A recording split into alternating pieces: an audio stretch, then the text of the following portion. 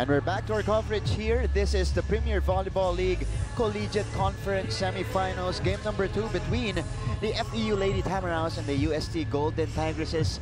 After set number 1, that come from behind win, UST getting a 1-0 lead. At ito ang dahilan kung bakit. I think yung nag-play, yung difference lang is yung errors ng FEU. Sabi nga natin, nauna pa yung FEU with 9-0 in the first part of the game. Pero makita mo, 11 attacks, 3 blocks, and 5 service aces coming from the Lady Tamaraws. And for UST naman, they have 8 attacks, 1 block, 4 service aces. Pero yun nga, yung difference talaga, yung turning point is yung errors ng Lady Tamaraws, FEU. At nakita natin na parang nakakadepensa yung FEU pero may kulang sa opensa din that time. Parang maganda nga yung opensa nila pero hindi pa rin naka-work out in the first set. For USC naman, they played steady. Unti-unti, no pressure na kahit lamang na yung kalaban. Ang ganda ng perform ng USC. Martin Javier with the Philca Inglet Cayetano, of course, doing our first game here, or doing the first game of this afternoon. It is a Saturday, September 1st, entering set number 2. At kung nakita nyo doon, halos kalahati ng puntos ng UST. 12 points coming off the errors of the FEU Lady Tamaraws. And that's what pretty much gave it away for the Lady Tams. Let's see kung makakabawi sila dito. Remember, their backs are against the wall. Pag natalo sila dito, they're gonna be eliminated. Well, from the semifinals. Ito nga, FEU, Bicar goes to the other side, and that's Jimenez. Off the blunders there. And right now, UST playing really relaxed and enjoying the game. Ito namang FEU, syempre may pressure na to get this set. Kasi nga, if they lose this set up, may probability na or may chances na papaba yung game nila unless kaya nila mag-bounce back pa. Pero napakahirap nun at nakakapagod yung hahabulin mo down 2 sets to none. Of course, FEU wouldn't want that to happen in this game. 1-all. FEU will have the ball. Kyle Negrito serving again. Si I.M. Jonji naman on Twitter. Nakasuporta dito kay Negrito. Ayan, nagsaserve. Pati kay Domingo. Go FEU, kaya niya. Negrito, Domingo, hashtag. Si Workish. Spears. Hashtag PVL on ABS-CBN. Go FEU, sana may game 3 pa. Ang Espanya versus Moraita. Heart. Hi, Kuya. Hi, Kuya. Hello po. Hi. Hihi. Korean Hearts. Ayan. Ito nga napakaganda kasi maraming fans din yung nagsasabi. This is rekindling, of course, the old rivalry. Oo nga, nalala ko yun. UST, grabe. Tsaka meron pang LaSalle versus UST or LaSalle versus FEU. Ano pa lang ako ng high school. Nanonood ako sa Rizal. Kailan kaya yun? Kailan pa kaya yun? Ewan ko sa'yo. Ito naman si Riza Meljeris. Nakasuporta kay Jerry Lee Malabanan, watching all the way from California. Go, Jerry Lee. I believe that's also the hometown of Jerry Lee. And right now, si Negrito, no first set niya pa tina-target si Alessandrini. 4-1 start here by FEU. Domingo, Ginoo. Pupuntahan nila si Ebon, again with the off-speed. Bicar was there. Here is Laure. Nice save by Durendes. Ebon will send it across. Bicar inangat. This is Jimenez with a strike. And the blockers were again there for FEU. Same in the first set, nag-work yung blocking ng FEU eh.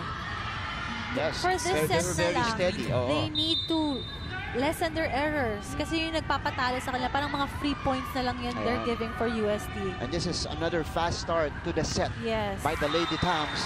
That ends with that service error by Kyle Negrito. So babalik ang bola dito sa UST. Tin Francisco papasok ulit. At ang magsaserve para sa Uste ay si Galdones. Ooh, service error given up by Galdones. Si Workish Shakir, ito yung naka-tweet natin kanina, watching all the way from Istanbul, Turkey. Wow. YouTube channel, yung bago natin. Ayun. Good luck, FEU. It's good to know that it's also working on international waters. Ayan, oh, but that's a powerful strike.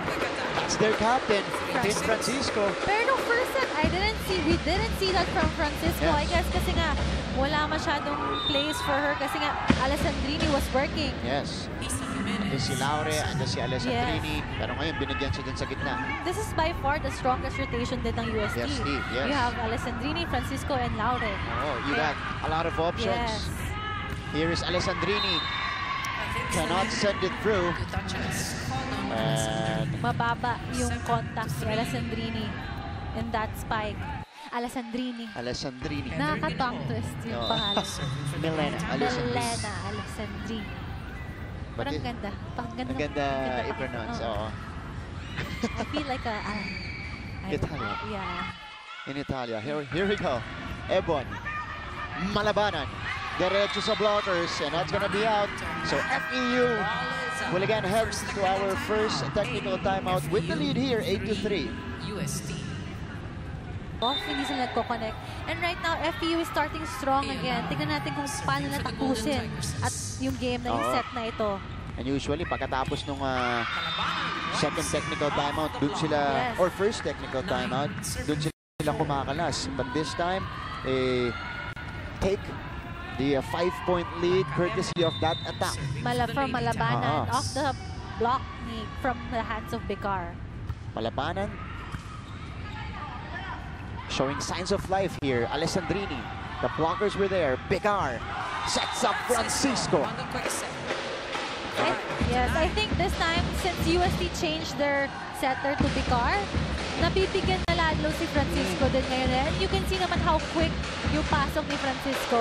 Kanina kasi si Galanza ang primarily siniset up niya, si Laure and Alessandrini. Pero si Bicar, iniiba-iba niya yung opensa ng UST. Malabanan, diretso sa blockers. Negrito, back to Malabanan here, and that's a better decision from Jelly Malabanan going for the tips. Smart move kasi first attempt, block. Second attempt, hulog sa gitna. And UST, walang kumuha. Nagtinginan lang sila sa gitna ng bola. Kitang-kita, yung buta sa picture. Gitna. Oo. Depensa nitong UST. Here's Alessandrini. Ginoo was there. Negrito, back to Malabanan. And Malabanan with a string of points for FEU. That gives them the 6-point lead. Also, Malabanan, nung first set, medyo quiet din siya. This time lang talaga, nakagawa siya ng puntos for her team. Nakakuha na ng kumpiyansa dito si Jerry Lee Malabanan. Timeout on the floor called by UST. Ayan, kayo pa rin po ay nakatutok dito. Live po kami sa Phil Oil Flying V Center. So if you guys aren't doing anything, we got the first game here, FEU versus UST. And second game po natin, game 2 rin, ng series natin, dyan sa number 1 versus number 4 between UP and Adamson. Ito. From Lee Paison. Grabe UST nung first set. Totoo. Watching from Los Angeles. Hi daw. Hello. Hi. Hello. Los Angeles. Ano oras dyan? Sana makapunta naman tayo dyan. PVL in Los Angeles. Si Jude naman of Davao. Ayan. Go UST. Go Ste. All out support from the UST Friendies of Davao City. Hi baby. Hi baby. Hi baby Martin. Miss kita. Hashtag Go UST. Go Ste. Hello rin po. Maraming salamat mga Davaoeños na nanonood. UST trying to chip away here, down by 5 against FEU in set number 1, 11-5. This is Milena Alessandrini again, serving. Serving for UST. Ooh! Akala ko papalabas na yun eh. Yes. I think that was outside kasi nga yung kuha na ng bola, nakataas na yung kamay niya eh. So, I think nag-hesitate. Oo. Si Laika Ebon yung kumuha doon. So, nag-sorry naman siya. Coach George, I saw Coach George telling her na tingin sa bola. Malabanan again! Wow! What a second set she is having here. Yes. And I think nung timeout, I saw Coach Reyes saying sa blockers niya na ingat kayo, basahin nyo kasi nga napapacheck out niya at dumadaan sa gitna. Hi from side to Tech 24. Ghost single ba si Sir Martin Javier? Ewan ko. Single po tayo? Single? Malamig. Magiging Pasko natin. May ganun eh. Alright. Continuing our coverage here. Nakaka-relax daw yung boses ni Phil Kainglet Cayetano. Pati po ako nare-relax. Ay, talaga. Partner ko siya. Magpapassage na rin po kayo habang nanonood ng live stream. Matinding, totoo yan, matinding bakbakan nga UST versus At FEU. magandang contrast daw kasi nakaka-relax yung boses mo. Matindi yung pinapanood nila. So, pang-pa-relax. oo, pampa-relax. Thank you. Pampa-equalize nung panonood nila. Ayan, Jerry Lima labanan. Picar goes to the other side. That's Jimenez. Yes. Sobra yan para kay Jimenez. Nakita ko si Jimenez that time nasa ilalim siya ng bola sa pagpalo. Kaya nga nag-outside yung bola niya. At ito, papasok na one of the veteran hitters from UST side, Carla Sandoval, checking in for the first time. Jerry Lima labanan again. This is a 7-point lead by FEU. Alessandrini, Picar with a drop. Duremdes was there. Here is Domingo. Oh! The blockers were there. Yes, bantay ng bantay ni one-on-one sila ni Domingo. And That's Caldones. yes, Galdones. At the net for UST, doing a tremendous job. Blocking. Ebon. Duremdes. Ginoo. Cross court. Delerio with a nice save. Picar sets up Sandoval.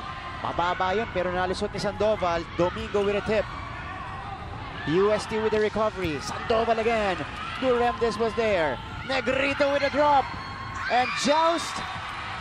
That's one by Sed Domingo over Carlos Sandoval. Yes, ang ganda ng depensa ni Duremdes that time. Nakita mo na diretso sa bola, diretso sa spikers, and kahit hulog, nakukuha niya. Impeccable timing talaga itong si Sed Domingo. Ooh, Kyle Negrito though. With the service error, goes long on that service. So balik ang bola dito sa UST. Down by 6 points. And this is Galdones now with a serve. Ibabalik nila ang kanilang kapitana na si Tin Francisco. Galdones, sinagot naman yung service error doon. So we will head to this technical timeout with FEU. With a comfortable margin for them, 7-point lead, 16-9. Back to our coverage here. You guys still got Martin Javier with Phil Kainglet Cayetano doing the first game. This is FEU versus UST. You guys are watching via live stream at sports.abs-cbn.com, youtube.com/abs-cbn sports. Thank you so much for watching from different parts of the Philippines and of the world. Mag-tweet lang po kayo kung nasaan kayo.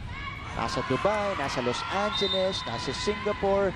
Babasahin po natin yan on air. In the meantime, a service ace right after the technical timeout. So that puts FEU on top by 8 points. Si Digital Manila naman, ang saya daw manood ng live. Damang-dama yung hampas ng bola. Kung nandito po kayo, malalaman niyo yan.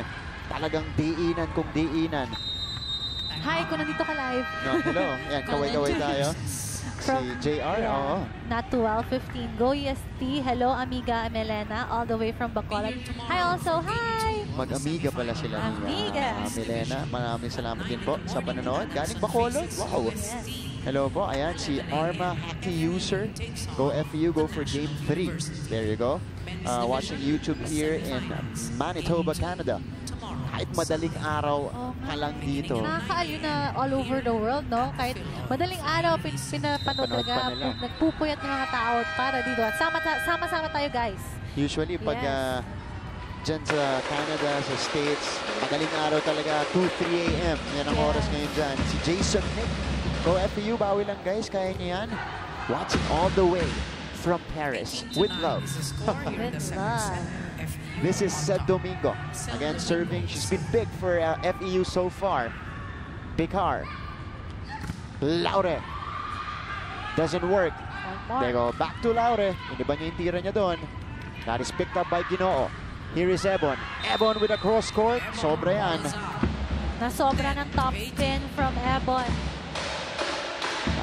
Sails wide for Laika Ebon. So this is Carla Sandoval, one of the 6 veterans on this team, serving now for UST. Serving for the Golden Tigresses.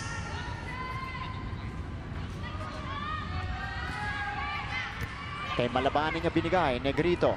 Back set to Laika Ebon. That is saved by Picar. Here is Laure with a running hit. And Aya Laure will score for UST. Pag napansin niyo si Aya Laure, malakas talaga, powerful spikes din siya, and very smart player. Yes. At her age, ha? That's right. And just a fun fact here para sa mga volleyball fans natin. She's won a lot of awards in her junior years. Wow. Isa-isahin natin yan. Rookie of the Year, Season 75. Best Setter, Season 76. Setter siya. Setter, attacker, best attacker, season 77. Best opposite hitter, back-to-back yan, 79 to 80. But UST will score again here. And she won MVP in season 78.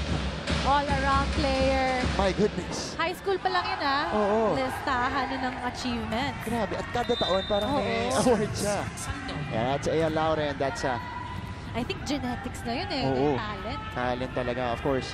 Ang kanilang tatay, si Eddie Laure, known as a great basketball player here in the Philippines. UST though will serve it long. So FEU, eto na, 19 to 12, up by 7. Let's see if they could put the finishing touches here in set number 2. Ginoo, Laure. They go to Francisco and Karandang. Right there for the block. I think for that time, masyadong nabasa. Predictable na yung play ng UST for FEU. And Karandang was just standing there in front of the ball. You also gotta love the theatrics after by Grace point Karandang. down pa eh. Doon ko dinala yung bola. Sabi niya. This is Bicar. Alessandrini. Nandun si Ginoo. Negrito to Ebon. May. Ooh, net touch called on UST. So FEU now at 21 points. Ito nga eh, nung first set, nakulangan ng panapos yung FEU, nahabol lang UST. Pero ito ngayon parang yung FEU playing consistently well, and that's right. Nagagawa nila yung game plan nila. FEU with better defense here in set number 2. And they've also lessened their errors. That's right. Ebon sends it through. Laika Ebon. Shall we call her Miss Off-Speed? Yes, kanina pa actually yung mga pala yung off-speed. At hindi nakukuha ng depensa ng UST. Parang hindi na naaabangan. Oo. Kasi yung off-speed niya kakaiba. May tulis pa rin dun sa off-speed niya. Here's Bicar. Malabanan was there. Sandoval with a save. They will go to Francisco. And then Francisco will score. Team captain Francisco stepping up for her team. Alam niyang kailangan na lang humabol. At yung urgency. Nandun na. Yes. Meantime, si Viray papasok na para dito sa UST. That's Caitlin Viray entering alongside their setter here, Maria Fegalanza, who will now serve. Fegalanza serving for the Golden Tigresses. Galanza, derecho kay Ebon. Negrito sets up Malabanan. Sandoval gives up the free ball. Here is Malabanan again, and Jeremy Malabanan scores. Actually, kanina pa super effective yung down the line na palo ni Malabanan. As in porsyento, every time she goes down the line, puntos for her. That's right. Jeremy Malabanan. Ito, nabuhayan lang to dito nung second set natin. Sabi mo nga, kumpiyansa sa sarili. Oo. Nakuha na niya yan dito. Oh, Viray cannot score. And FEU at set point here, commanding lead, 11 points. I think yung difference nga lang nung first set at sa second set for FEU, yung errors nga nila. Ito, pag nagagawa nila, hindi sila nagko-commit ng error. They're usually up by a comfortable margin. Galanza, Alessandrini, diretso kay Duremdes. Nice save by Duremdes there. Here is Malabanan again. Wow, Jeremy Malabanan carrying FEU in set number 2. And they take this one, 25 to 13, tying things up at 1 set apiece. Babalik po tayo para sa set 3 ng laban ng UST versus FEU.